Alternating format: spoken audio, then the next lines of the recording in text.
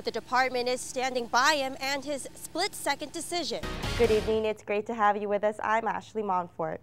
A 4-year-old boy was taken to the hospital after a head-on collision, and now they have two jobs. One is to find DeAndre Kelly, and the other is to figure out how he escaped in the first place. And washing your hands with warm water is one of the best ways to stop the spread of the flu virus. Although the issues are hundreds of miles away in Wisconsin, they still apply here locally in central Pennsylvania. Hey guys, we're actually in the back of the Washington County Hospital. Behind me is the loading dock. But today we're going to use it to follow the ski patrol. All right, ready to go? Yep, ready. But the only message that these kids have is... Happy birthday, Dr. Seuss! Reporting in Hagerstown, Ashley Monfort, WHAG News. You've been looking at that temperature all day. I'm looking for the single, where the single digits are going to be popping up all over the 4-state area. But we did get to take a special look inside his office. This is a ball python. It's actually one of the most popular breeds to sell because it's a great starter snake. We are celebrating National Weather Person's Day. Yes, it is. Wow. Which means that we're just celebrating all people that have everything to do with weather. Absolutely, yes. Including you. Yeah, me. The fire started on the first floor of the building, but the smoke spread to the second floor, and that's where the victims called 911. They were trapped in their apartment and needed help to get out. Second call came in shortly thereafter, and then unfortunately the phone went dead. The flames and smoke engulfed the building. Frostburg residents know it as Molino's Pizza on East Main Street. 10 people were able to get out safely. Heard the fire trucks and came out on the back porch there. I could see the smoke and the flames. But 23-year-old Evan Kohlberg, one of the owners of Molino's, and 20-year-old Alyssa Salazar could not get out. The fire marshal says they were probably blocked by all the smoke. The stairwell in that case acts as a chimney for any heat and fire, so it will follow upwards and outwards. 3 emergency responders suffered smoke inhalation or minor burns trying to get the 2 students out of the burning building. It took crews over an hour to put the blaze out. Kohlberg and Salazar's bodies were found inside. According to FSU, Kohlberg was a senior majoring in liberal studies. He was just honored in October for his entrepreneurial ideas in a business class. The school could not release information on Salazar, but said she was from Annapolis. And as news of the fatal fire spread, FSU students and parents gathered outside.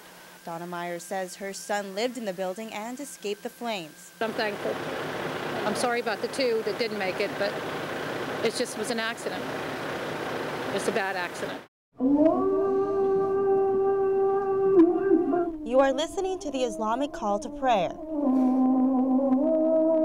followed by a taste of naan, a food staple in the Middle East, is passed around. But this is not the Middle East. This is a 7th grade classroom at Greencastle Antrim Middle School, and the teacher is a National Guard soldier. When the Taliban took over, they felt like this was anti-Islamic. Specialist Amy Seidel is stationed at Bagram Airfield in Afghanistan. She hopes bringing her frontline experience to the front of the class will offer the students a better perspective about what the war really means. For them, the war is just kind of in the news and they don't really have a personal account. So hopefully I can bring a personal account in for these students to learn from. Before this lesson, many of these students couldn't find Afghanistan on the map. No, never even heard of it. That was like on the East Coast or something. But after this class, and especially in the southern part of the country, the Taliban set up what's called shadow governments. The 7th graders are exposed to a culture extremely different from their own, and the questions start flowing. Was there a law there about hitting women? About hitting women? Oh, that's such a good question, but you're just such a fortunate country, security-wise, material-wise, government-wise, and if they can get a sense of appreciation at this early of an age, hopefully that would continue on. We take stuff for granted sometimes, like we have a lot of stuff, and they don't have anything. Specialist Seidel is familiar with every aspect of war. Her cousin and Emmitsburg native First Lieutenant Robert Seidel was killed in Iraq almost 5 years ago. He didn't influence my choice to join, and I do think about him every single day. His patriotic spirit and ultimate sacrifice is being appreciated by a younger generation too. If I could, I would thank every single one of them. And on this day, this soldier continues her mission of serving her country by educating the next generation. In Greencastle, Ashley Monfort, WHAG News. Workers' rights are human rights. Workers' rights are human rights. Dozens of educators and students waved signs on the campus of Shippensburg University. We're all professors here from all the different colleges. They gathered to send a message to their union brethren in Wisconsin.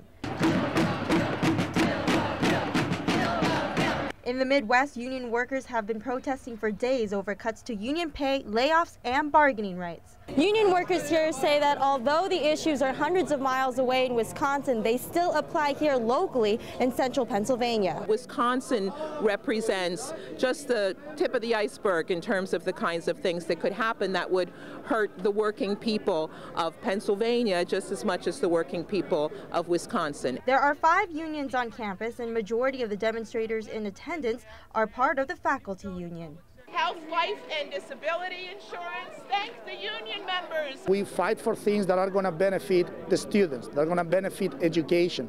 And we think that the workers in Wisconsin are doing the same thing. Even students like junior Sadie Martin showed her support. What affects workers in one state affects all workers across America. With budget negotiations looming for unions in Pennsylvania, workers say the sacrifice should be shared by all. We need to all share equally in the recovery of our country, even though the workers were not the ones who caused the economic distress. With the image of their fellow union members marching in Wisconsin, these professors say it is their duty to be a part of that collective voice. Our human rights. Workers' rights are human rights. In Shippensburg, Ashley Monfort, WHAG News.